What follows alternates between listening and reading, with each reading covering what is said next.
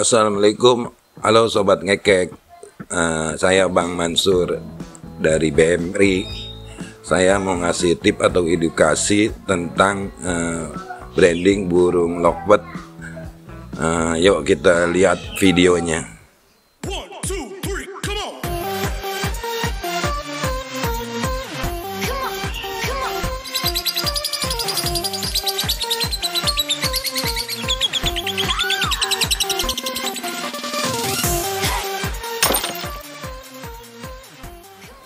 Peternak lovebird sudah ada sekitar dari tahun 2014, kurang lebih 2014. Ya, arahnya kalau peternak lovebird, jadi indukannya harus benar-benar kita harus tahu umurnya. Jadi kurang lebih kalau indukan betinanya itu kurang lebih versi saya nih 8 bulan indukan betina. Kalau indukannya yang jantan itu kurang lebih itu setahun. Jadi kalau dia lebih muda, yang indukannya betina, dia akan sejodoh atau enggak dia berani gitu. Kalau lebih tua indukan yang perempuannya, dia kadang-kadang indukan yang jantannya lebih takut. Takut apa birahinya ketinggian jadi bisa galak. Jadi dia kalau betinanya lebih tua, dia rata-rata kalau indukan lovebird itu dia galak. Nah, saya udah biasa menjodohkan, kadang-kadang gagalnya di situ. Kalau kita tahu dia lebih tua itu umurnya jantannya, dia kan mentalnya atau karakternya lebih birahi, dan umurnya lebih tua itu kadang-kadang dia lebih berani. Kalau misalnya usianya sudah pas, itu cara agar bisa menetapnya itu bagaimana untuk penjodohannya? Nah, kalau penjodohannya biasanya saya kan kalau biasanya yang lain-lain kadang-kadang di koloni. Kalau saya memang seperti kayak koloni juga, tapi dari awal kita masukin di kandang kapsul nih untuk jantan dan betinanya. Nah, kalau dia sudah ada kecocokan, udah dekat, udah ada kecocokan, udah sekitar 2-3 hari, nah baru saya masukin ke kandang koloni. Jadi sudah berpasang-pasang. Soalnya kalau nggak dipasangin seperti itu, kalau kita koloni aja semua, jadi kadang-kadang kita masih mencari, masih mana belum ada yang jodoh dia nih atau bagaimana. Kalau kita indukannya udah kita jodohkannya dari kandang kapsul, dia udah ada kecocokan, kita kasih glodok yang kosong, dia udah langsung tempatin. Rata-rata versi saya seperti itu. Karena lovebird ini memang ada yang bilang sih gampang, kadang-kadang ya gampang-gampang susah ya. Versi saya memang seperti itu. Cara membedakan jenis kelaminnya dengan cara apa? Nah, itu banyak sih kalau masalah versinya kalau menjodohkan itu.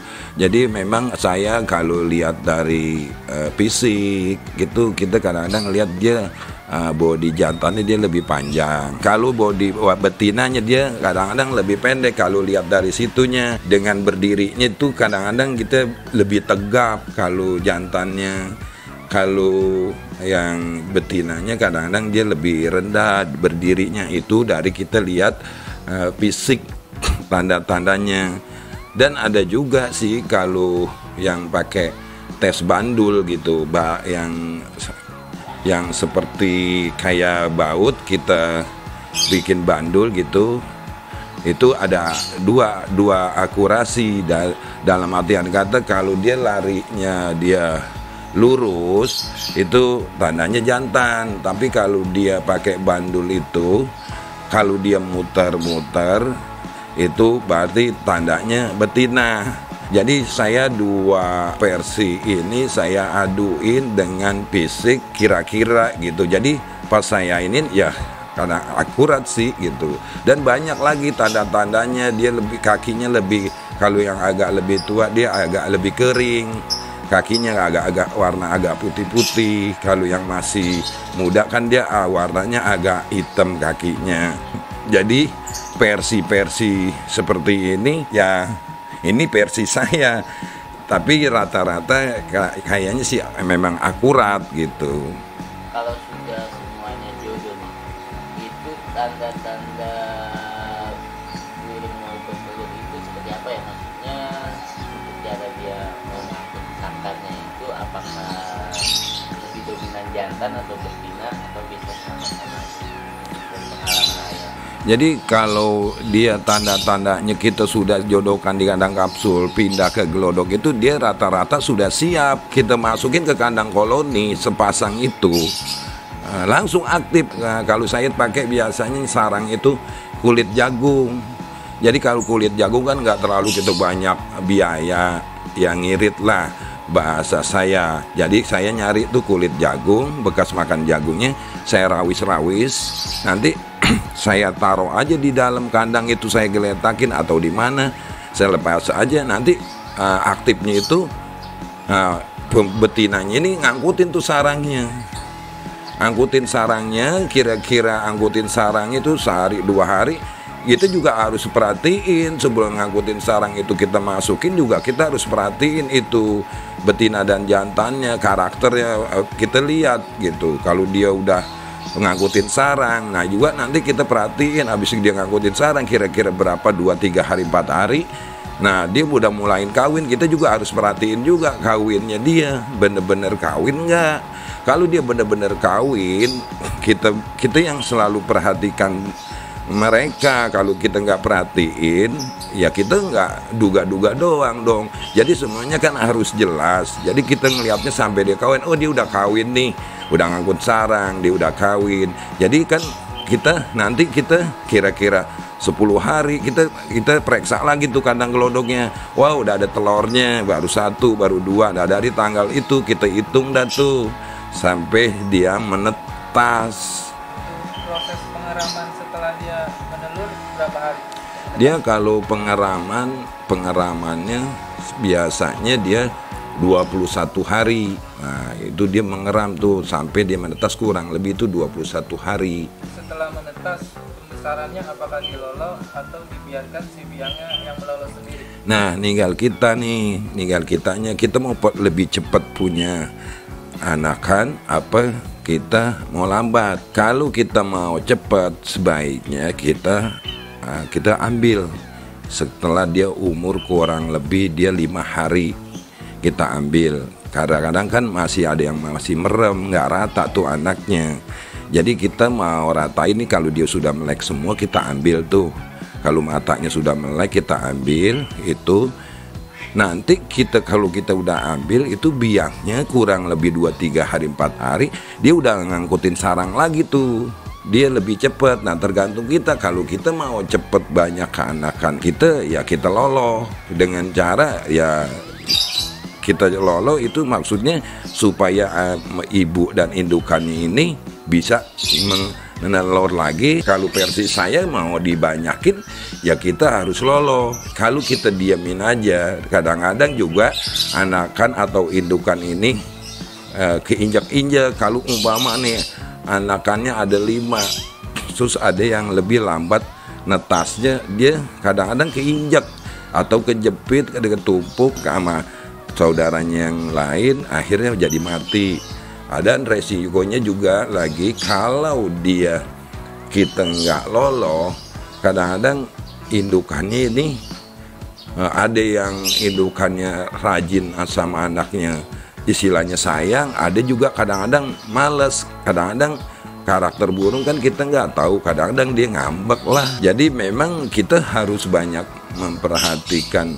Kalau kita ternak itu, nih versi saya, banyak kita perhatiin cara dia semuanya itu. Dari penjodohan sendiri udah jodoh, untuk pakannya sendiri hingga dia bertelur atau mengerang itu pakannya apa ya? Ya kalau dia dari dia pertama kita jodohkan sampai mau dia ngerem sampai dia menetas, pakannya kalau saya sih biasanya pakai millet, terus kita campur kenari seed, kadang-kadang tambahin kuaci biar dia makan menunya dia biar lengkap, jangan milet aja. Karena kalau dia ada kenarisit, ada kuaci, ya bahasa kayak kita lah, masa kita memakan sayur asam aja, kan ada campur-campurannya juga biar semangat. Jadi juga banyak protein yang lain gitu Pak. Untuk ekstra pudingnya saya biasanya kasih dia jagung sama kangkung. Jadi kalau dia, kita lihat dulu nih, kalau umpamanya setelah dia menetas sudah punya anak, nah kita tuh kurangin tuh kangkungnya. Nah kalau jagungnya memang kita seling, bisa 2 hari sekali, 1 hari sekali, jadi 2 hari sekali kangkung sebelum menetas. Jadi setelah sudah menetas dia, saya kurangin sehari sekali, kadang-kadang 2 hari sekali, kadang-kadang ya nggak saya tentuin kalau kangkungnya. Nah, kalau jagung dia biasanya hampir setiap hari walaupun sedikit saya kasih kalau jagungnya.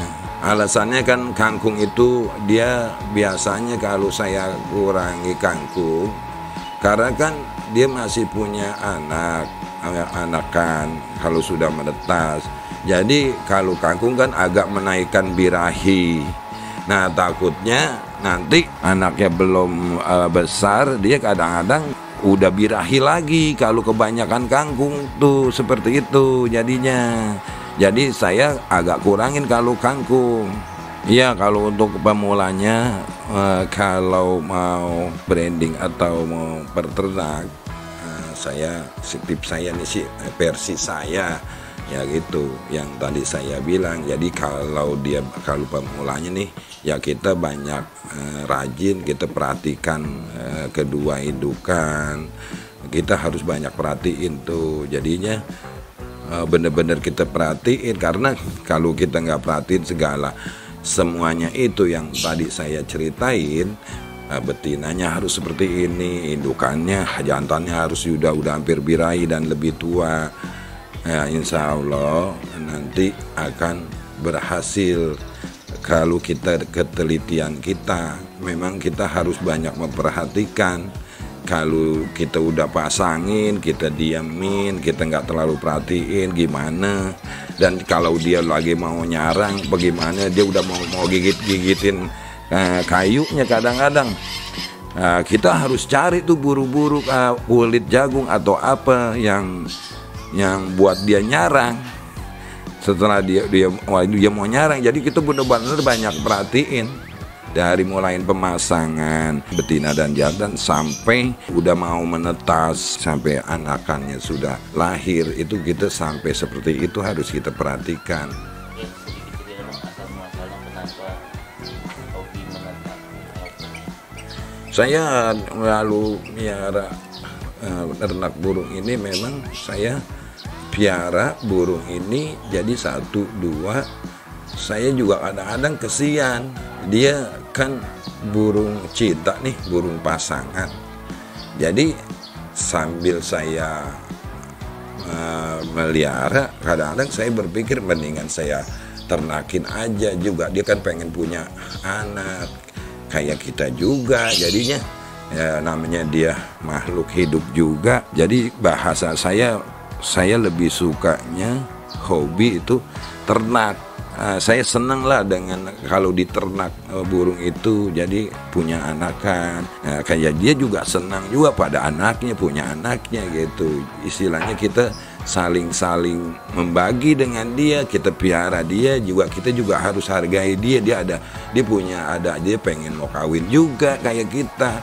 Sama, harusnya begitu. Sifatnya dia, sifat kita harus hampir sama sebetulnya. Kalau kita piara burung, kalau bisa memang harus pasangan. Jadinya dia manggil-manggil, kita jodohin, dia jadi senang. Itu salah satu misi saya seperti itu. Oke, sobat ngekek, ini tip dari saya, versi saya. Semoga bermanfaat untuk rekan-rekan atau sobat ngekek. Salam birahi, sobat ngekek.